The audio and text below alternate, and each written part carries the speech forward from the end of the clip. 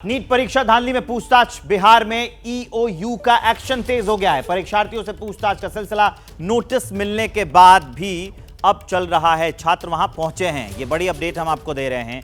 NEET परीक्षा धांधली में पूछताछ के बाद ये जो कार्रवाई हो रही है, बिहार में ईओयू का एक्शन तेज है। नोटिस मिलने के बाद वहां छात्र पहुंच रहे हैं। पूछताछ का सिलसिला लगातार चल रहा है। ये बड़ी अपडेट हम आपको दे रहे हैं। बिहार में ईओयू का एक्शन जो है वो तेज हो गया है। नीट परीक्षा मामले में जो धांधली हुई थी, उसमें जो सबसे बड़ा गढ़ अब तक निकल के सामने आया है वो बिहार है। हालांकि कई जगहों से ये खबरें आई हैं, कई जगहों से ऐसे अपडेट आए हैं कि परीक्षा में धांधली हुई है, लेकिन बिहार में पटना में कई ऐसे सबूत मिले हैं। एफआईआर दर्ज होने के अलावा वहां पर पेपर लीक के भी सबूत थे। अब उसमें लगातार जांच चल रही है। ईओयू का एक्शन उसमें तेज हो गया है। अब परीक्षार्थियों से पूछताछ का सिलसिला चल रहा है।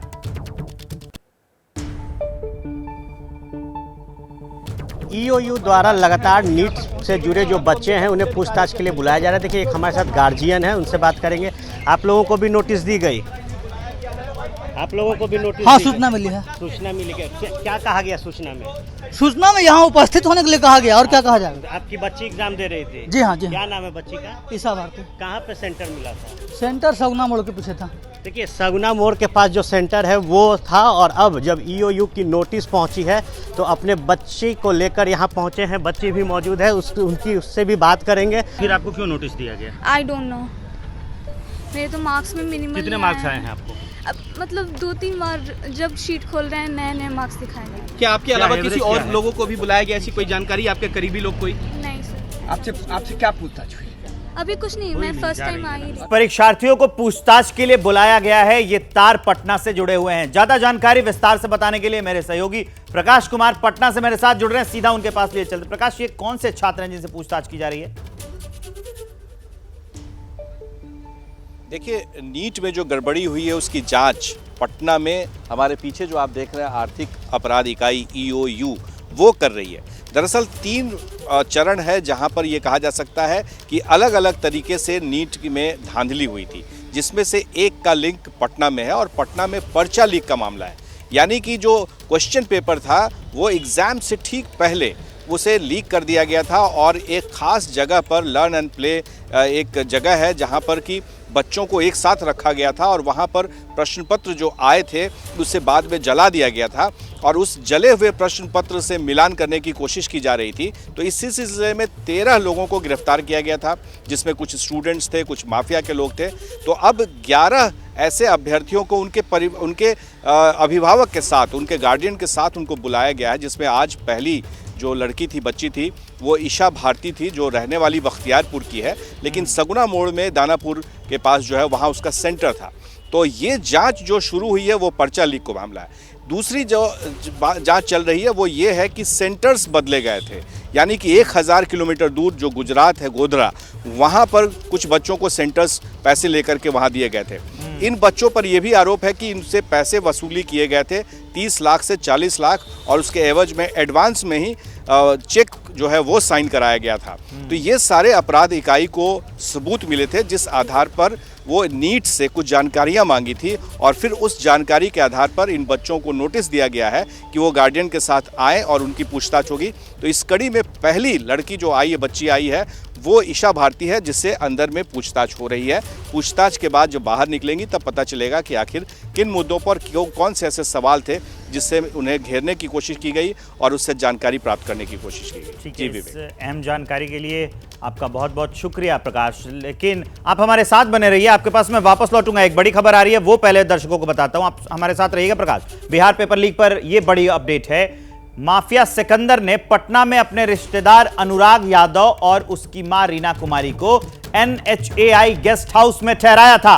गेस्ट हाउस के एंट्री रजिस्टर में अनुराग यादव का नाम लिखा है। अनुराग यादव के नाम के आगे है मंत्री जी।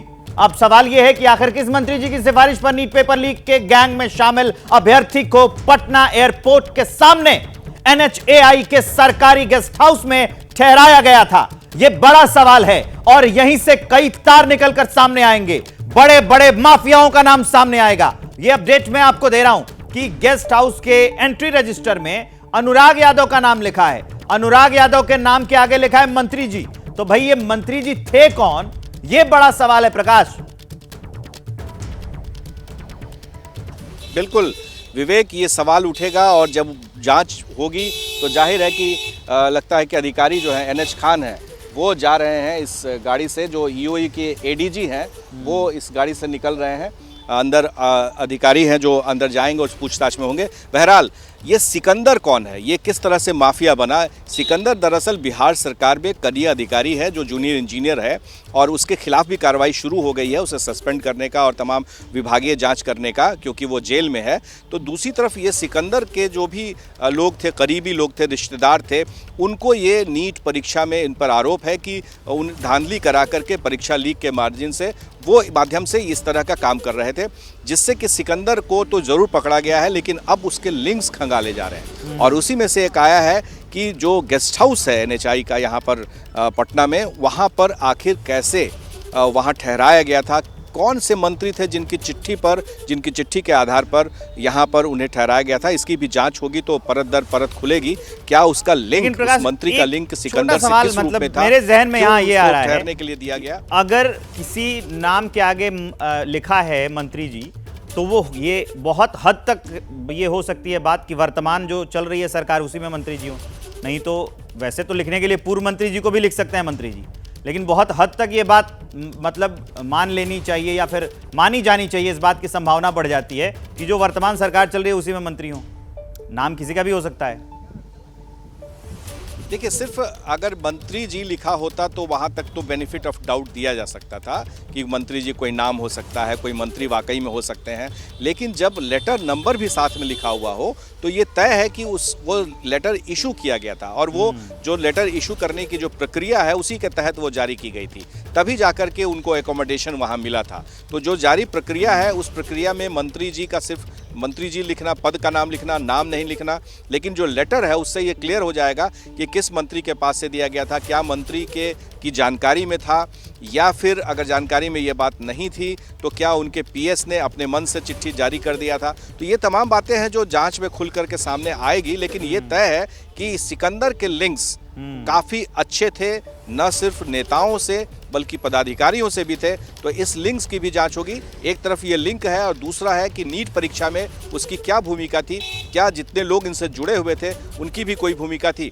तो एक तरह से कह सकते हैं कि बिहार में पर्चा लीक को लेकर के नीतीश कैबिनेट ने एक फैसला लिया है कि अत्यधिक मिडिलमैन होते हैं, कानून बनाए जाएंगे और विधानसभा में आम बोलचाल की भाषा में वैसे ये हिंदी का शब्द है कि ऐसे लोगों के जितने ये मिडिलमैन होते हैं इनके लिंक्स वैसे भी अच्छे होते हैं, क्योंकि काम ही इनका यही होता है।